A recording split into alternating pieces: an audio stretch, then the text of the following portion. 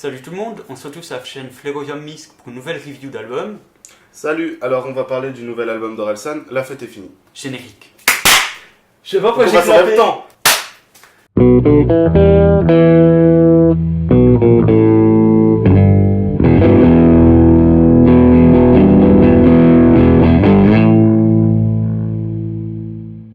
Donc pour commencer, quel est ton ressenti sur l'album? Alors moi j'ai trouvé à la première écoute l'album vraiment moyennement passable. Et après la deuxième, voire même la troisième, je me suis vraiment rendu compte que c'était un chef-d'œuvre en fait.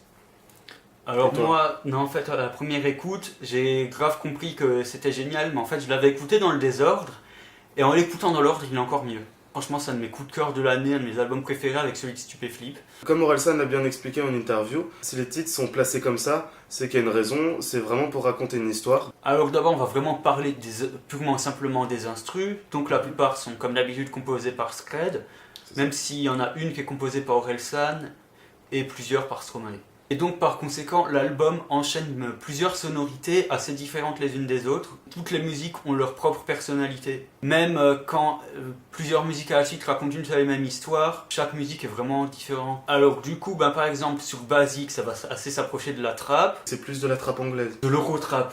Sur Christophe, cette fois de l'afro-trap. Sur la musique La Lumière, il s'approche vraiment des sonorités qu'explore PNL, donc Cloud Rap. Ensuite, il y a, par exemple, je pense pour San, c'est des instrus qu'il avait déjà fait par le passé. Ensuite, il y a une musique assez particulière, donc celle composée par Orelsan, qui est la musique Bonne Meuf.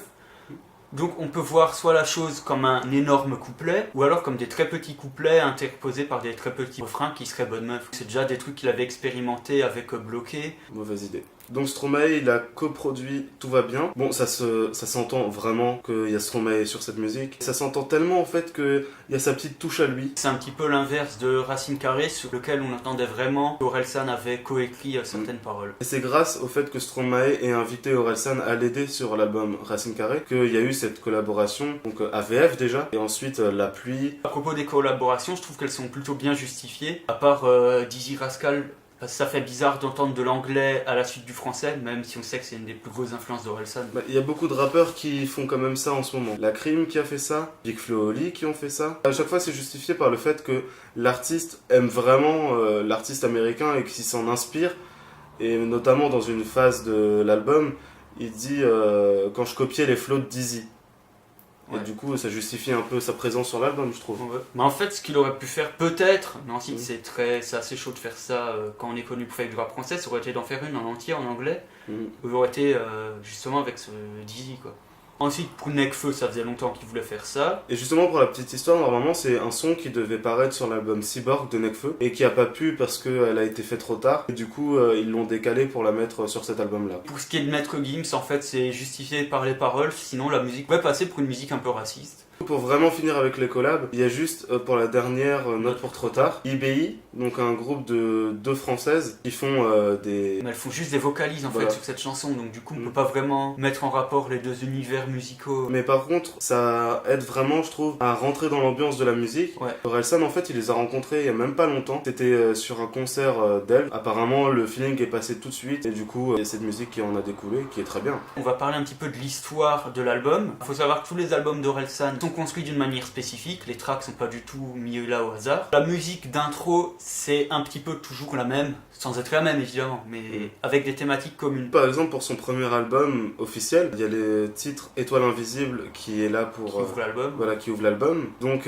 ça commence vraiment par un titre assez triste, là où il fait un peu une rétrospection de toute sa vie, de la ville, de la société. Le titre parle de lui-même parce que pour moi, Étoile Invisible, c'est en fait que sa mère est enceinte, qu'on ne sait pas encore qui c'est. Plus qu'il est né et que on sait pas encore qui c'est, mais que l'étoile deviendra visible à la sortie de l'album. Ensuite, on peut parler de Raelsan, donc l'opening du Chant des Sirènes. Ouais. Raelsan, c'est vraiment un titre où il se place en super-héros gourou. Comme son premier album a fait beaucoup de succès, les journalistes disaient qu'il influence les jeunes, du coup c'est placé en tant que Raelsan, mais pour exagérer l'image que renvoient les journalistes. En gros, ça revient sur le début de son succès. Donc cette fois, avec San, l'opening de La Fête est finie, il revient vraiment sur sa vie en entier. Sa jeunesse, les débuts de son succès, même l'apogée de son succès. Et ensuite, l'histoire de l'album, pour moi, les 3 premiers tracks, c'est tout simplement un réveil de tous les matins. C'est même toi qui me l'avais dit, que San, c'était vraiment, il est encore presque endormi, il enchaîne des pensées un petit peu de manière aléatoire. Ensuite, pour La Fête est finie, c'est plus une réflexion sur le vieillissement, même qu'il a 35 ans, il est plus aussi fougueux qu'à ses 20 ans. Et ensuite, Basique, pour moi, c'est genre, il s'est levé, mais comme il a pas encore les idées tout à fait claires, il dit juste des trucs simples. Les autres chansons, des fois, il y en a qui sont en diptyque, mais la plupart, pour moi, c'est genre des moments de journée ou des journées alternatives, donc c'est plus quelque chose qui suit tout le temps, jusqu'aux 2 dernières. Les 2 dernières, c'est Paradis et Note pour trop tard. Pour moi, dans Paradis, c'est quand il s'endort aux côtés de sa copine et il sent presque mourir. Et du coup, Note pour trop tard, c'est une rétrospective sur sa vie, sur ce qu'il a loupé, mais en fait, c'est au moment où il est mort, genre expérience de mort imminente. Et genre conseil qu'il aurait donné à son lui d'avant. Pour lui de 18 ans. Ensuite, toi, t'étais pas tout à fait d'accord avec moi sur l'interprétation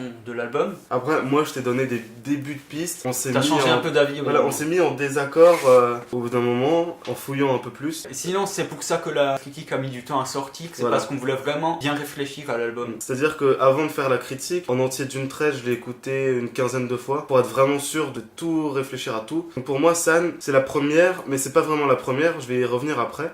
Dans le sens où, au tout début, on entend une voix comme de respiration assistée. Et c'est là où on est en les- désaccord, pour moi, c'est vraiment juste de l'instrumental. Ouais. Mais toi, t'entends. Mais moi, j'entends vraiment comme si, par exemple, quelqu'un est dans le coma et qu'il est sous des Respiration assistances assistée, respiratoires. À partir du moment où on l'entend plus, pour moi, c'est qu'il se réveille de son coma, entre guillemets, qui commence à chanter, qui commence à rapper, qui se dit, même les premières phrases, c'est je suis dans le premier Mario, à chaque fois, je crois que j'ai fini, ça, je recommence à zéro. En gros, il explique que quand il croit avoir fini, ça recommence en plus rapide, en plus dur. Et pour moi, ça, c'était juste un retour sur genre son succès. Finir Mario, ce serait comme, je sais pas, sortir un album ou un film. Mais en fait, à chaque fois, il doit recommencer parce que sinon, s'il fait plus rien d'artistique, il meurt sur le plan d'expressivité. Donc à chaque fois, il doit recommencer, sinon on l'oublie aussi. Oui, mais après cet album, il parle aussi peut-être de ça. Parce que on voit bien qu'il y a eu un long moment où on n'entendait plus parler de lui. Ah bon? Si on parlait pas de son film ou de ses albums, on n'entendait plus parler de lui. Il était Bah oui, inactif, c'est entre ça. guillemets. Du coup, après San, il y a La Fête est finie. Il se remémore des parties de la soirée où il est encore bourré. Du coup, dans l'autre version que j'ai, c'est San, il est totalement bourré. Il se fait des rétrospections vraiment vite fait. Dans La Fête est finie, il va un peu mieux. Et dans Basique, il enchaîne punchline sur punchline parce qu'il croit dire des choses que personne n'a capté, alors que dans le fond, tout le monde le sait. Et c'est juste que c'est des vérités vraiment basiques. Ensuite, dans Tout va bien, j'ai l'impression que c'est là où il commence vraiment à se sentir un peu mieux, mais qui divague encore un petit peu dans le sens où il va réfléchir et il va se dire non, le monde il peut pas être tellement moche, c'est pas ça. Et il va se dire à lui-même, parce qu'il a toujours dit avoir une âme d'enfant, et du coup peut-être qu'il essaie de se rassurer lui-même en fait sur la société qui l'entoure. Ensuite, dans Des fêtes de famille, Bon, on est d'accord que ça, c'est juste un dimanche en famille parmi les autres. voilà, pour moi, ça peut faire partie d'une journée alternative, mais je la verrais bien comme... Mais c'est pas un truc qui se répète tous les jours, c'est ça que je veux dire. Ouais, c'est sûr. Contrairement aux 3 premières. Mais c'est sûr, parce que à la fin, il dit Mamie, je t'aime à l'année prochaine. Ça veut bien dire que tous les ans, il a envie de dire ça, quoi. Des fêtes de famille, je la vois bien vers les alentours de midi, où c'est un repas de Ouais, moi famille, aussi. plus qu'une soirée en fait, où il pète vraiment son cap parce que ça y est, il est plus bourré. Il se dit putain, mais en fait, je me fais chier ici, quoi. Ensuite, il y a la lumière. Voilà, Et là, on est assez d'accord que c'est à une soirée, la première fois qu'il a rencontré sa copine. c'est ça. Donc pour moi, des fêtes de famille, en fait, ça se passerait, imaginons, de 13h À 16h. midi Ça jusqu'à... dure longtemps, les ouais. repas de Ça famille. dure très longtemps en général. Plutôt 16h, ouais. Voilà. Même peut-être plus tard, et ce qui fait que juste après, il va en soirée avec des amis, parce qu'il en a marre. Et là, il rencontre la femme de sa vie, d'après cette musique, celle qui va changer sa vie. On vient à Bonne Meuf. Voilà. En gros, dans ce morceau, il raconte qu'il aime bien les bonnes meufs, mais pour éviter de tromper sa copine, eh ben, il va pas aller les voir. Quand est-ce que ça s'arrête? Je la vois bien. Un jour de boulot, en fait. Moi, je l'imagine même qu'il a écrit pendant qu'il était en train de faire son album, et qu'un jour, après avoir peut-être galéré sur une musique, il s'est mis à écrire ça parce qu'il se force à sortir un album, enfin... Il se force pas, mais il doit le faire. Et il doit faire plutôt vite pour pas tomber dans l'oubli. D'ailleurs, il nous avait dit qu'il balançait des sons en mars. Finalement, il les a balancés en septembre. Il se met la pression Et les autres lui mettent la pression et du coup il en a marre. On en vient à Christophe qui a une musique assez à part dans l'album de par ses sonorités et de ce qu'elle raconte. Pour moi c'est plus une critique, pas vraiment une critique méchante, mais envers donc les personnes citées dans le refrain, Christophe Maé et Kinvey. Et un petit peu un retour sur son travail aussi à lui. C'est quand même un blanc qui fait du rap et le rap est quand même vu comme une musique de noir comme il dit. Je la trouve bien à la suite de Quand est-ce que ça s'arrête, parce que Quand est-ce que ça s'arrête, il Ouais, c'est exprime comme s'il vraiment était un petit son J'en ai marre, et Christophe c'est vraiment une musique où il est Non, blasé et ça- il dit moi, ce qu'il pour moi, pense, je dis et que ça voilà. pourrait être une fin de soirée où l'alcool le retient plus. L'alcool fait en sorte qu'il se lâche. À propos de cette musique, j'aurais pas pensé un jour autant aimer un truc qui sort de la bouche de Maître Gims. Bah moi j'avais bien aimé Ceci n'est pas un clip 5 Sharingan. Bon, en même temps, j'ai pas tout écouté de Maître Gims et c'est vrai que ce qui se vend le plus de Maître Gims, c'est pas toujours ce qui fait de meilleur. J'ai cité Sharingan parce qu'il y avait Orelsan dedans. Zone, je la prends pas vraiment comme une musique de l'album parce qu'à la base elle était censée être sur Cyborg de Nekfeu. Après je la trouve bien en tant que Et ça telle. s'entend qu'elle a été écrite avant. C'est vrai que ça aurait été mieux rendu sur un album de Nekfeu. Voilà, Mais c'est c'est ça. pas grave, elle est quand même bien. À noter que c'est quand même le seul album où Gringe n'est pas en featuring et où il y a d'autres featuring que Gringe. Pour moi, Zone, j'ai pas vraiment grand chose à dire dessus. C'est vrai qu'elle est pas trop dans la construction de l'album. Ensuite, on peut parler du diptyque. Dans ma ville on traîne. La pluie, pour moi, c'est juste une journée où il fait pas grand chose. Ou alors, il traîne dans quand. Même si les musiques ont l'air un petit peu dépressives au premier abord, en fait, elles ont un message beaucoup plus positif quand on les écoute bien. En fait, dans ma ville on traîne, on s'aperçoit qu'il parle de Caen, mais au passé. Dans le refrain, il parle justement au passé. Dans la pluie, il a dit j'avais peur de rouiller. Poutier de Paradis et Note pour trop tard, il s'endort aux côtés de sa copine et il est aux portes de la mort. Et ensuite, il est vraiment mort, quoi, dans Note pour trop tard. Je sais pas, tu étais d'accord avec moi au niveau de celle-là? Après, au début, j'étais d'accord avec toi. Ensuite, moi, Paradis et Note pour trop tard, je l'ai pas vraiment prise comme ça. En fait, pour moi, la pluie, c'est la dernière musique de lui, vraiment réfléchie de son vivant. C'est-à-dire que dans Paradis, pour moi, il est déjà en train de décéder. Et c'est pour ça qu'il dit des choses aussi belles. Et dans l'abus, cet album, on voit qu'il l'aime. Ça, il n'y a vraiment pas de problème avec ça. On sait que c'est la femme de sa vie, même dans La Lumière. Mais dans d'autres, on se rend compte que au final, ça le lasse un peu. Ça le fait chier, quoi. C'est pour ça que moi, je l'imagine bien, juste à la frontière de la mort et qu'ils se disent waouh, putain, mais en fait, c'est la femme de ma vie, je suis trop con. Là, je suis en train de mourir, je laisse ça derrière moi. Du coup, Note pour trop tard, c'est le moment où il est vraiment trop tard, comme l'indique le nom. Et là, il est vraiment décédé. Il se parle à lui-même, mais celui qui a 18 ans. Et donc, pour conclure avec ça, pour moi, Note pour trop tard, c'est pas la dernière, mais c'est une boucle, l'album. Pour moi, juste Dans le cas où après il Note serait pour pas trop- mort, en fait. Voilà. Pour moi, en fait, il est pas vraiment mort, là, il est dans le coma. Et il s'imagine tout ça. Il s'imagine que c'est vraiment la fin. Et c'est pour ça que San commence par je suis dans le premier Mario. À chaque fois, je crois que j'ai Ouais, fini, c'est ça recommence possible. à zéro. Ouais, qu'il a l'impression d'être mort, mais vu qu'il peut encore penser, en fait, il est pas vraiment mort, il est juste dans le Voilà. coma. Ça se voit aussi comme théorie. Maintenant, j'aimerais qu'on fasse un petit top de musique préférée, même si c'est dur, parce que Ah, c'est énormément dur. je les adore Très toutes. dur.